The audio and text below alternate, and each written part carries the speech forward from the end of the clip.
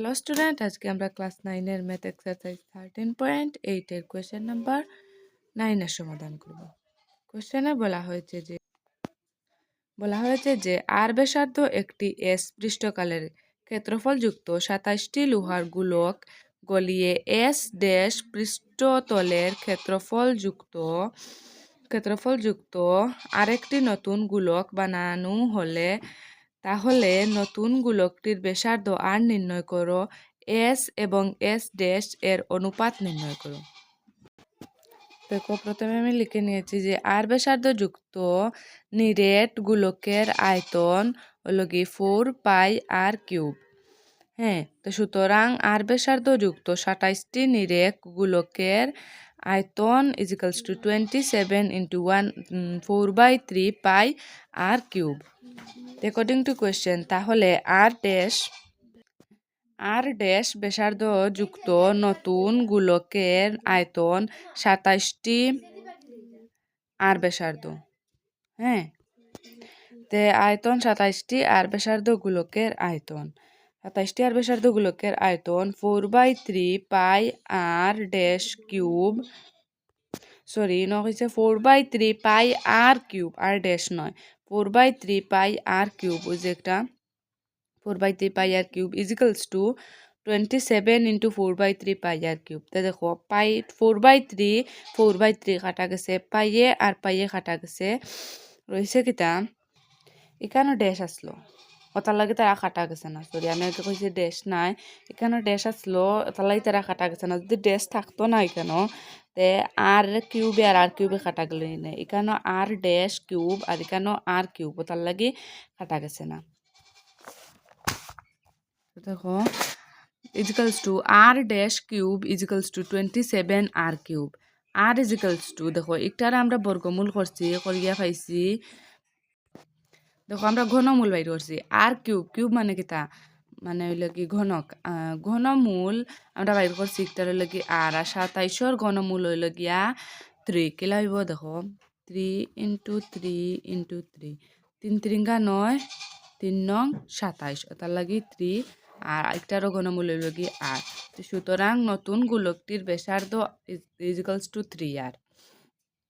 হ্যাঁ, আমরা কেতা কইছে নতুন গোলকের ব্যাসার্ধ নির্ণয় করার লাগি, আমরা ব্যাসার্ধ পাইছি 3 আর।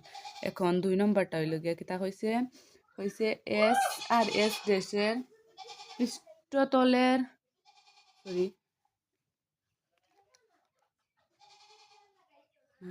এস এবং এস ড্যাশের অনুপাত নির্ণয় করো। তো দেখো, আর ব্যাসার্ধ যুক্ত গোলকের পৃষ্ঠকালি S ইজিক্যালস two 4 pi r square. হ্যাঁ, এবং আর ড্যাশ ব্যাসযুক্ত গোলকের পৃষ্ঠকালি এস ড্যাশ ইজিক্যালস টু, এটা খালি এস আসলে, কারণ হইলে কি এস ড্যাশ ইজিক্যালস টু 4 পাই আর ড্যাশ স্কয়ার, আর একটা শুধু আর স্কয়ার আসলো।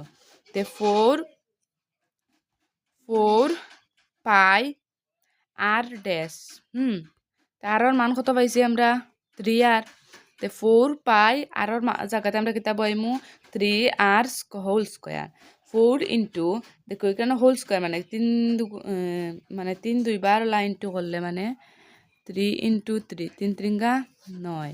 হ্যাঁ, তার লাগে 9 আর তো আর স্কয়ার। তে 4 নং 36 পাই আর স্কয়ার, পাই আর আর স্কয়ার। এখন এস এবং এস ড্যাশ এর অনুপাত। এস হইল কি কিতা, এস কিতা আমরা S ইজিক্যালস two 4 pi r square, আর এস ড্যাশ কিতা আবার হইছে আমরা 36 পাই আর স্কয়ার। তো 4 pi r square divided by 36 pi r square. দেখো, আমি ওখানে আলাদাভাবে করি আর নিলে বুঝতে হয় না। 4 pi r square divided by 36 pi r square. দেখো, এখানেও পাই আছে মানে পাইয়ে কাটি যাব। এখানেও আর স্কয়ার, এখানেও আর স্কয়ার। আর স্কয়ারে আর স্কয়ারের লগে কাটি যাব। রয়েছে কিতা 4 আর 36। দেখো, 4 দিয়ে আমরা 36 রে কাটতে পারি 9 বার। 4 নং 36।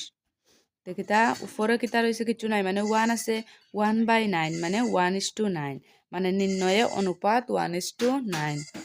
আমরা এখানে কোশ্চেনে কিতা কইছিল যে এস এবং এস ড্যাশ এর অনুপাত নির্ণয় করতে, সুতরাং এস এবং এস ড্যাশ এর অনুপাত ইজ ইকুয়ালস টু 1:9। তাহলে সুতরাং এস এবং এস ড্যাশ এর অনুপাত ইজ ইকুয়ালস টু 1:9। এটা হইল কি আনসার।